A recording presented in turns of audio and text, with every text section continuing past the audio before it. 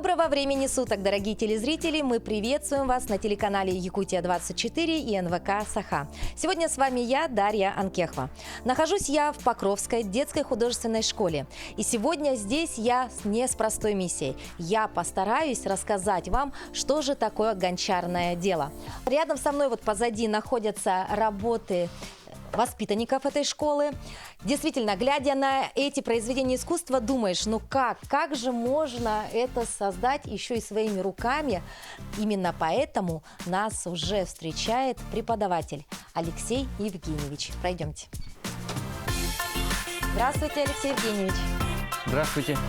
Но мы прибыли к вам не просто так, хотим познакомиться с вашим делом, с вашим мастерством и, конечно же, побольше узнать и поподробнее, потому что для многих телезрителей сегодня вообще декоративно-прикладное искусство одно из самых интересных тем.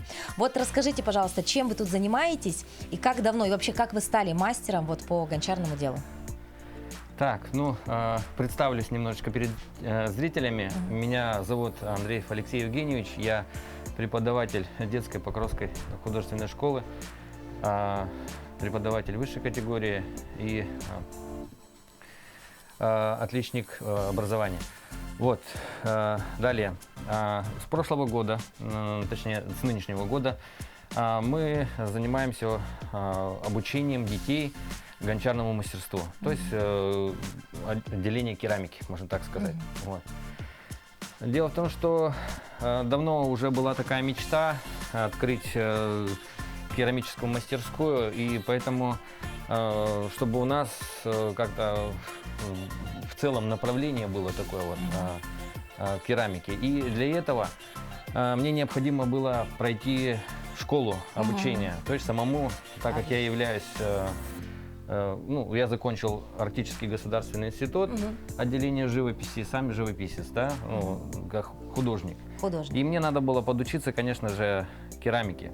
И для этого я поехал на Кубань. Да, вот, что? Да. И там познакомился с несколькими преподавателями, которыми меня консультировали. И натаскали там, конечно, на оборудование своем. Я уже там вошел во вкус, полюбил глину и хотелось это перенести сюда на родную землю. Да. То есть уже год вы занимаетесь с ребятами и передаете им свои навыки, да? Да. Ну давайте вот посмотрим, непосредственно вот здесь стоят работы, да? Что это? Это сделано вручную, либо это сделано на станке? Какого рода глина используется здесь? И вообще это делают взрослые или это все-таки уже ребятишки? Здесь представлены работы Аргуновой Алисы, вот, допустим, два вот этих чурона, она сделала самостоятельно вручную. То есть это можно изготовить в домашних условиях.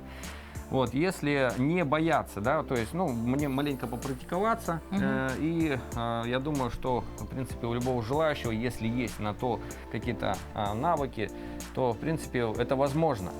Вот, эти изделия, они выкручены на станках, которые я изготовил самостоятельно, вот, из простых, как говорится, домашних вещей. То есть, да, об этом мы поговорим чуть позже, да, мы даже покажем тот самый станок. Вот такие вот вазы, в принципе, это тоже все весьма, если есть желание, то можно изготовить самостоятельно.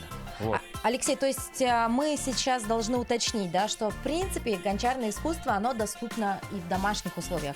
То есть не обязательно посещать профессиональные мастер-классы, да, или иметь профессиональное оборудование. То есть по сути можно приобрести глину и хотя бы попробовать, да? Конечно, обязательно нужно не бояться пробовать и экспериментировать, как говорится, да.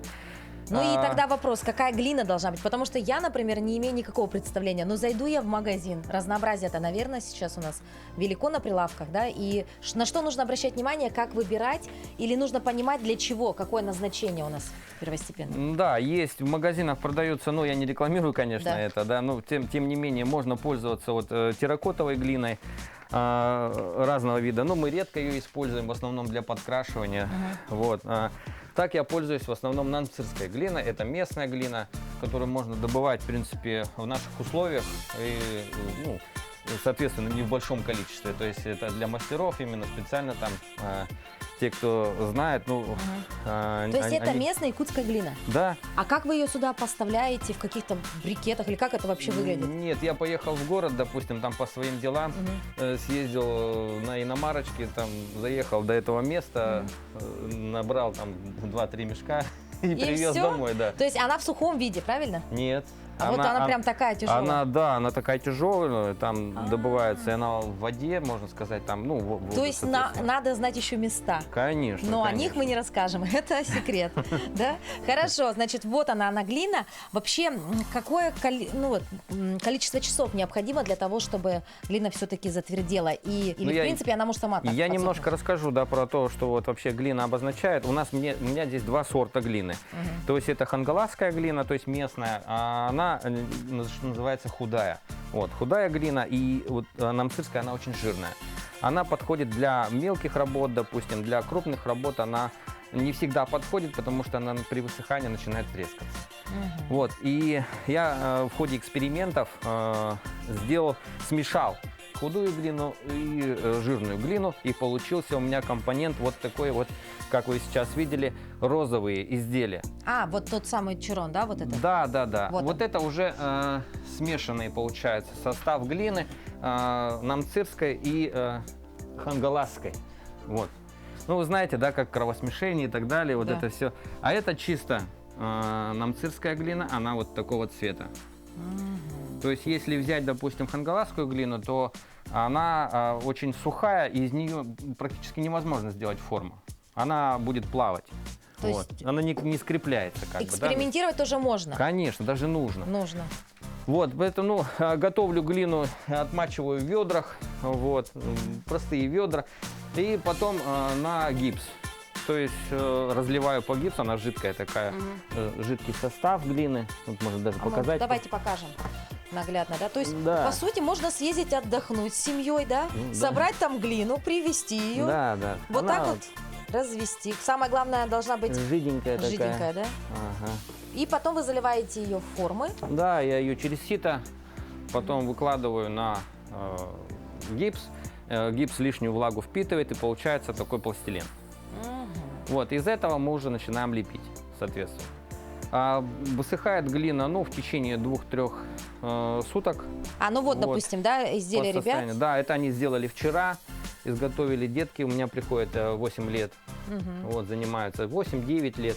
То есть вот так разные просто возраста. оставляешь при комнатной температуре, глина может сама высохнуть через 4 часа. Ну, изделия, и вот иногда я тоже укладываю их в специально сушильный шкаф. Вот у меня шкаф стоит, там верхние 2 полки, они предназначены для того, чтобы не было сквозняка, и глина тогда более-менее равномерно высыхает. Надо обратить внимание, что сушильный шкаф это не какой-то ноу-хау, да? Нет, это обычный. Это обычный вот платяной шкаф, да, практически. Ну, с Обратите полочками и так с далее. полочками, то есть вот это называется сушильным шкафом, да? Хорошо, дальше что у нас? Про глину мы все разузнали. А вот я вижу у вас там весы. Это элемент декора или тоже какой-то функционал имеет? Весы, они предназначены тоже для одинаковых изделий. То есть, если, допустим, вы хотите 2 одинаковые тарелки сделать, то, соответственно, одинаковое количество глины.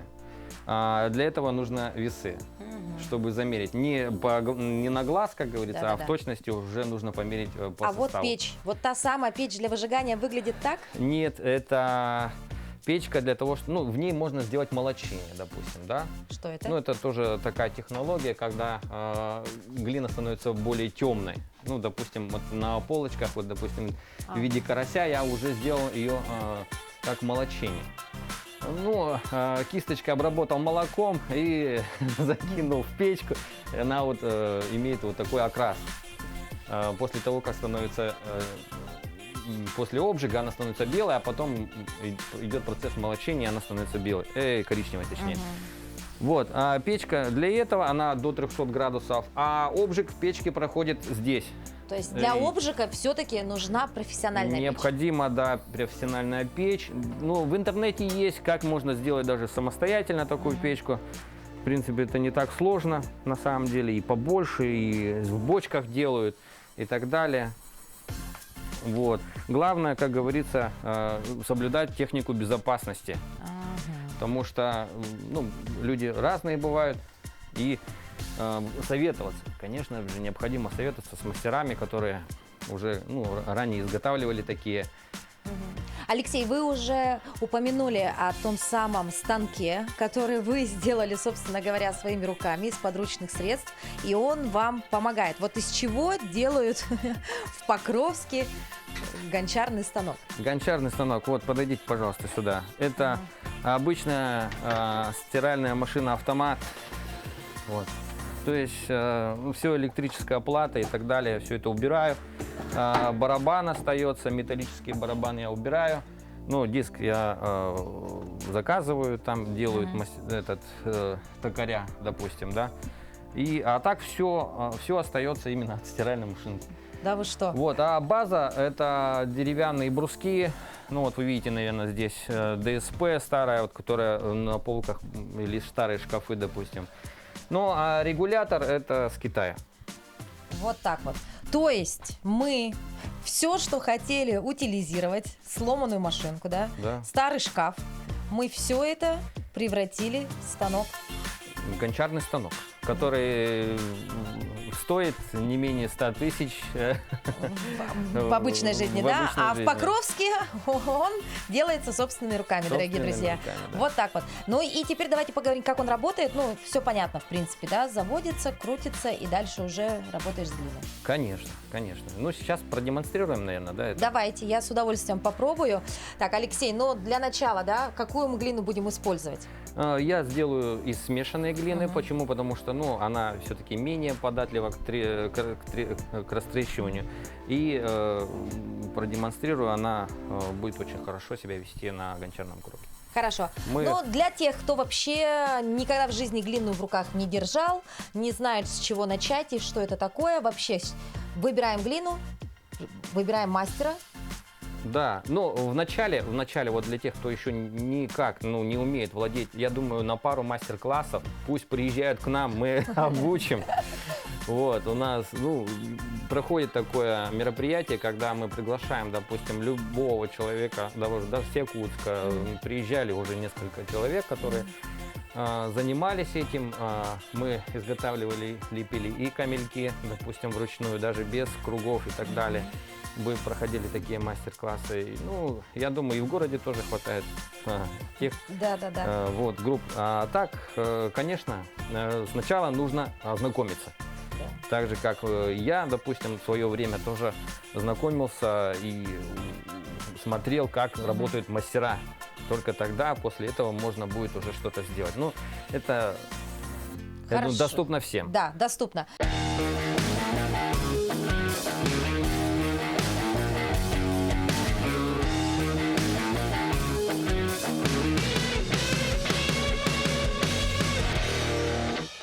Да, в самом начале необходимо немного закрепить глину, потому что в случае работы она может вылететь, и это будет не очень хорошо.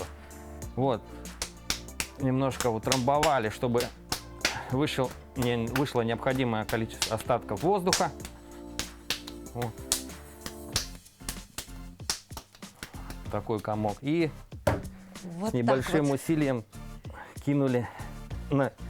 прилепили к гончарному кругу. То есть немножко даже придавив, вот так, в целом, вот вода уже подливается. У вас все это автоматизировано здесь, да, так сказать? Да, здесь контроллер, запускаем, вот он уже. А оно не может разлететься сейчас разные? Нет, мы сейчас регулируем, то есть я кручу ручку поворота, да, и регулирую скорость. Регулирую скорость, и она управляется чем дальше, тем, соответственно, быстрее. Да. А есть ли здесь возможность как-то травмировать себя, нет? Тут, в принципе, я все, думаю, да нет, здесь все отшлифовано, все четко, поэтому расстояние позволяет, на многих профессиональных очень короткое расстояние, поэтому опасно, да, руку засунул, заживало. Да. Здесь, в принципе, безопасно. Да. Вот это мне больше нравится. И сейчас мы сделаем, что называется, центровку. Это отцентровать необходимо глину, потому что она колеблется сейчас, да, и стенки получатся неровные, если ее не отцентровать. Немножко поливаем, и локотки должны быть прижаты, и слегка прижимаем ее. То есть здесь должны быть усилия такие, да, Ну приложены? да, тоже? немножечко усилий, я думаю, это не так сложно. Если, допустим, не хватает сил, да, то можно просто отталкивать от себя, а второй рукой прижимать. Сжимать. Да. Это не так сложно. Если, допустим, попробовать пару-тройку раз, то вот здесь внизу бьет, я сразу соберу ее. Это называется лишняя глина, да, лишние остатки. И А вот вообще, если взять вот по именно предметам для дома и быта, самое простое, что можно сделать вот так на станке для начинающих, это что? Это какие формы должны быть? вообще первоначально вот для гончарного творчества, допустим, любое произведение, которое мы делаем на гончарном круге, это изготовление стакана. То есть мы сначала должны сформировать стакан.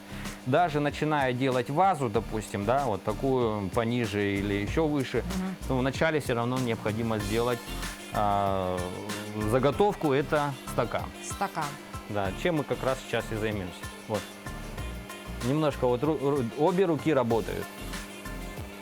Придавливаю ладошечкой, выравниваю.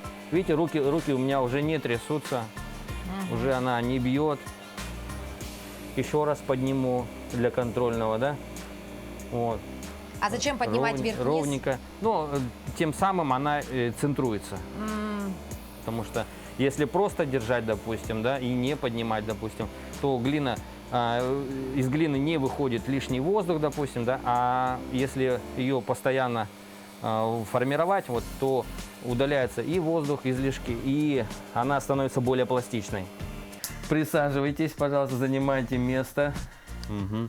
Помните, наверное, да, чуть-чуть немножко отщипнем и намажем в центр круга.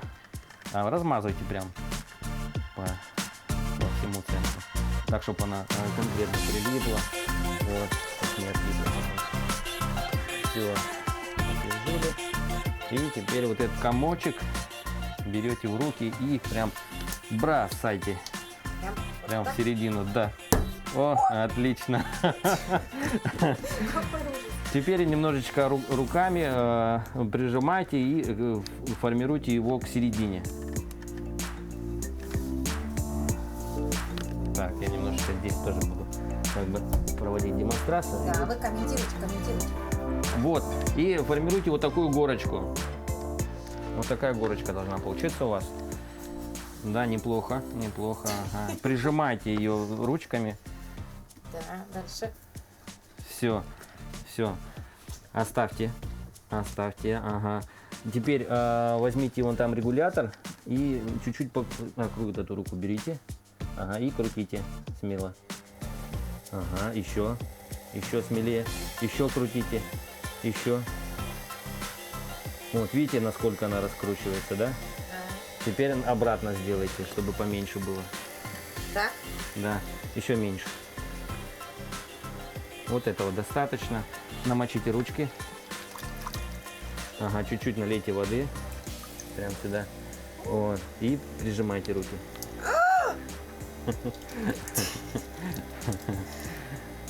Прижимайте, ничего страшного. Она не сбежит от вас. Ну, все не сразу. Она постепенно выравнивается. Локотки прижимаете коленом к ногам. Вот.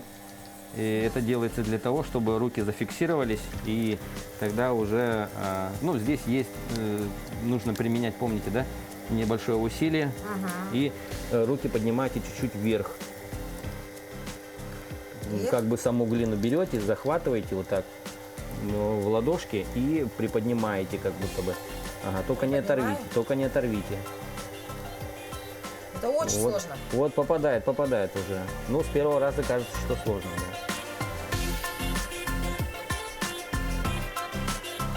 Ага, крутите, сжимайте его. Группируйте. Сжимать в центр. Да, прям сжимаете в центр, и она будет у вас формироваться вот в такую елочку. Так, теперь вот этим местом, да, слегка прижимаете. То есть вот так вот? Да, ладошечка. И это нет, это поднимайте руку. Ага, так? вот так, да. И Давлю? придерживайте, да, и давите аккуратненько. А до какой степени это давить? Вниз давите, пока идет. Сильно давить надо? Да, Или слегка? давите, как возможность есть. С ума сойти. Так, водичку подлить надо. Ага. О, стакан же получился. Только дном вверх почему-то. Подождите, сейчас все получится. Хорошо идет. Ага. Мужик, Теперь заново выпрямляйте его вверх. с ума сойти. Так, Стаканы могут быть вообще-то разных форм сейчас. может. Ага. И вот, придерживая к центру, да, мы надавливаем пальчиком. Да, да, вовнутрь. Да, да, вовнутрь прямо. Он меня не зажует? Нет. Ага, вытаскивайте. И подливаем воды. Еще раз. Мамочки. Так, странно. Что дальше? Все хорошо.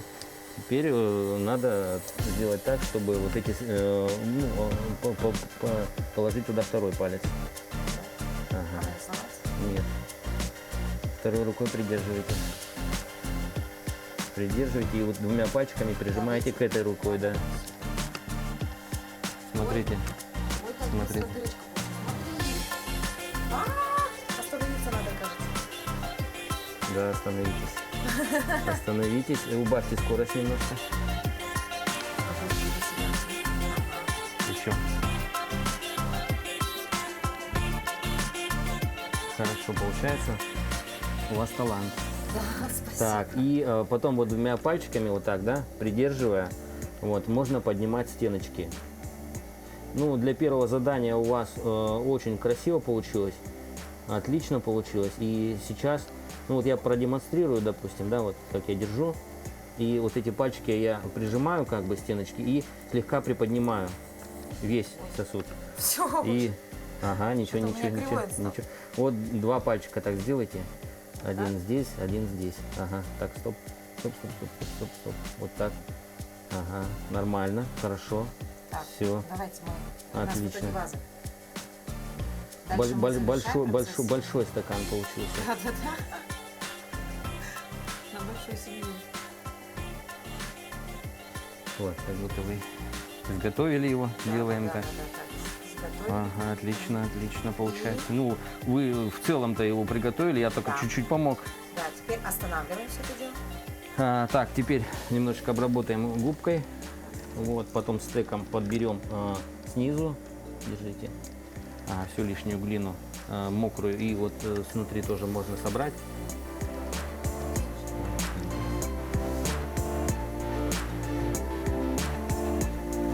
И снутри тоже. Так. Аккуратненько. Отлично получилось. Да, да, лишнюю влагу убрать. Все, отлично, нету влаги. Потом это все помыли. Подождите, стол тоже. И стеком подберете. Слегка вот столик должен быть чистенький, аккуратненький, красивенький. Так, и сейчас язычком мы с вами делаем. Держите язычок, аккуратно, не порежьтесь. И слегка, да, вот так вот подрезайте, выравнивайте донышко. Накопилась глинка, снимайте ее. Вот, много не копите. Хорошо, отлично получается. Я нашла свое предназначение. Да, выравнивайте. Ага, хорошо, хорошо. Еще отрезаем. Ну, по желанию можете оставить так. Ага, выравнивайте. Все, отлично. И пальчиком слегка заусеницы вот эти все поубирать. Разглаживаем. Да, разгладить. То есть в самом начале лучше сделать так, чтобы изделие можно было даже не дорабатывать. И тогда это уже такой более профессиональный подход. Включаем? Да, можно выключать. Так, и это у меня подлиннее. Я запомнила от себя. Да, пальчиками прижимаете. Вот можно даже накрутить на ручки, да, вот так, аккуратно. Ага. Всё, вот себя срезаем, срезаем, не бойтесь. Ага. И потом убираем вот лишнюю глину. Все, теперь на себя.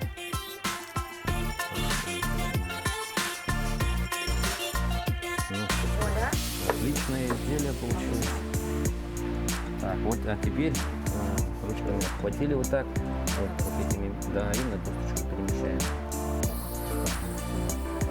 Все, изделие готово.